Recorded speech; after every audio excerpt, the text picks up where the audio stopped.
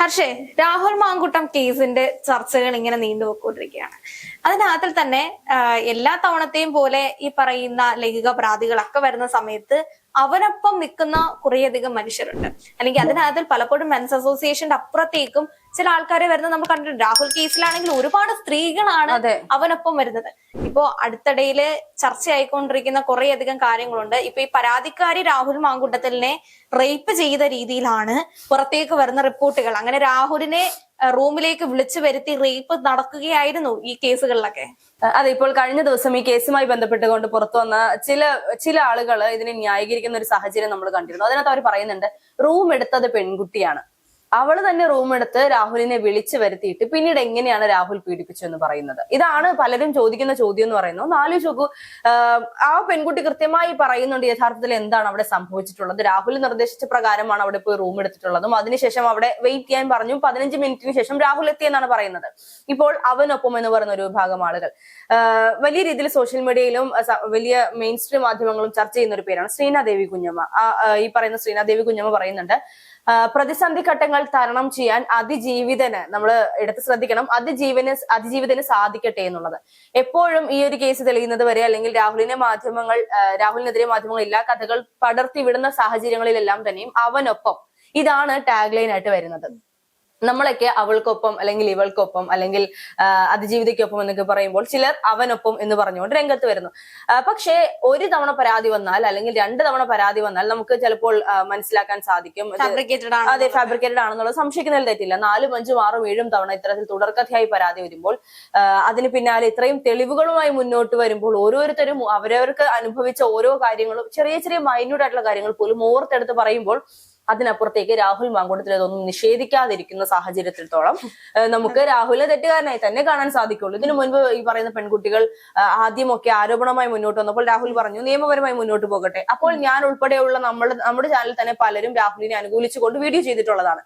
ഒരുപക്ഷെ എനിക്ക് നേരിട്ട് രാഹുലിനെ പരിചയമൊന്നുമില്ല, പക്ഷെ ഒരു രാഷ്ട്രീയ നേതാവ് പിണറായി വിജയനെ മിസ്റ്റർ വിജയൻ എന്ന് വിളിച്ച് അഭിസംബോധന ചെയ്തുകൊണ്ട് സംസാരിച്ച ഒരു രാഷ്ട്രീയ നേതാവ്, യൂത്ത് കോൺഗ്രസിന്റെ മുഖമായി മാറിയ ഒരു വ്യക്തി, ചാനൽ ചർച്ചകളിലൂടെ വന്ന് കോൺഗ്രസിനെ അത്രത്തോളം ബൂസ്റ്റ് ചെയ്യാൻ സഹായിച്ചൊരു വ്യക്തി, ഇത്രയും ഇത്രയും കഴിവുകളുള്ള ഒരു രാഷ്ട്രീയ നേതാവിനെതിരെ സ്വാഭാവികമായി വരുന്ന ഒരു ഭീഷണി അല്ലെങ്കിൽ സ്വാഭാവികമായി വരുന്ന ബ്ലാക്ക് മെയിൽ ആയിരിക്കണം ഈ ഒരു സ്ത്രീ പരാതികളും ആരോപണങ്ങളും എന്നുള്ളത് നമ്മൾ പോലും തെറ്റിദ്ധരിച്ചിരുന്നു എന്നുള്ളതാണ് യാഥാർത്ഥ്യം. തെറ്റിദ്ധരിച്ചിരുന്നു.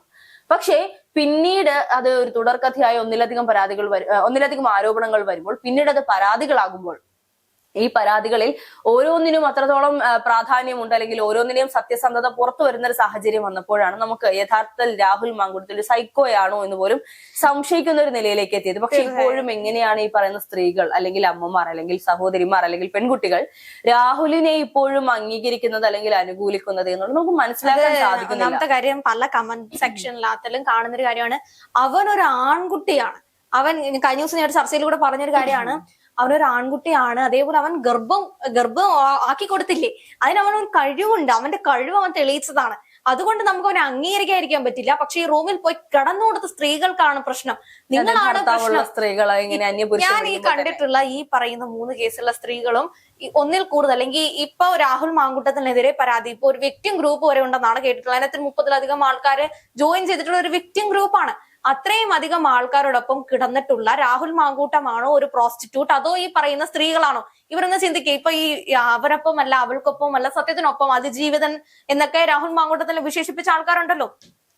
ഇവരുടെ മക്കൾക്ക് അല്ലെങ്കിൽ മകൾക്ക് ഒരു ആലോചനയുമായി രാഹുൽ മാങ്കൂട്ടത്തിലേക്ക് നിങ്ങളുടെ അടുത്തേക്ക് പോകുമോ? രാഹുൽ മാങ്കൂട്ടത്തെ നിങ്ങൾ നിങ്ങളുടെ മകൾക്ക് കല്യാണം കഴിപ്പിച്ചു കൊടുക്കുമോ? എന്ത് വിശ്വാസത്തിലാണ് നിങ്ങൾ ഇങ്ങനെ, അല്ലെങ്കിൽ നിങ്ങൾക്ക് ഈ പറയുന്ന രീതിയിലുള്ള, എനിക്ക് മനസ്സിലാവുന്നില്ല. ഈ പറയുന്ന ലൈംഗിക വൈകൃതമുള്ള ഒരു മനുഷ്യൻ, ഇയാൾ നല്ലൊരു കഴിവുള്ള മനുഷ്യനായിരിക്കാം, ഇയാൾക്ക് എല്ലാ മേഖലയിലും നല്ല പ്രാവീണ്യമുള്ള നല്ലൊരു രാഷ്ട്രീയക്കാരനായിരിക്കാം. പക്ഷെ വ്യക്തിപരമായി അല്ലെങ്കിൽ ഒരു വ്യക്തി ജീവിതം എടുത്തു നോക്കുകയാണെങ്കിൽ വ്യക്തിപരമായി അയാൾ ഒരു അമിത ലൈംഗിക വൈകൃതമുള്ള ഒരു വ്യക്തി തന്നെയാണ്. നമുക്ക് ഒരു വിധത്തിലും അയാളെ എനിക്ക് വിശ്വസിച്ച് അയാളുടെ അടുത്തേക്ക് ഒരു പരാതിയുമായി ചെല്ലാൻ പറ്റില്ല. അല്ലെങ്കിൽ രാഹുൽ മാങ്കൂട്ടത്തിലെ കാണുന്ന ഒരു സാഹചര്യം ഉണ്ടെങ്കിൽ നമ്മൾ പ്രൊട്ടക്ഷന് വേണ്ടി ഒന്നിൽ കൂടുതൽ ആൾക്കാരെ കൂടെ കൊണ്ടുപോകാൻ മാത്രമേ നമുക്ക് മനസ്സിൽ തോന്നുള്ളൂ. കാരണം ഇത്രയധികം കേസുകളിനകത്തിൽ പെട്ടെന്നൊരു റൂമിൽ ഒറ്റയ്ക്ക് കിട്ടിക്കഴിഞ്ഞാൽ അയാൾ ചോദ്യവും പറച്ചിലും ഒന്നും ഇല്ലാതെ തെള്ളിയിട്ട് റേപ്പ് ചെയ്യുന്ന ഒരു മനുഷ്യന്റെ അടുത്തേക്ക് എന്ത് വിശ്വാസത്തിലാണ് ഒരു പെൺകുട്ടി അല്ലെങ്കിൽ ഏതെങ്കിലും ഒരു സ്ത്രീ, നമുക്ക് ഇനിയിപ്പോ ഏജ് കാറ്റഗറി പോലും പറയാൻ പറ്റത്തില്ല. കാരണം ഈ പറയുന്ന ഏജ് കാറ്റഗറിക്ക് അപ്പുറത്തേക്ക് മതീതമായിട്ടൊക്കെയാണ് ഇയാളുടെ ലിസ്റ്റിൽ പെടുന്ന ആൾക്കാർ. ഇയാൾക്ക് അങ്ങനെ ഒരു കാറ്റഗറൈസ് പോലും ഇല്ല എന്നുള്ളതാണ്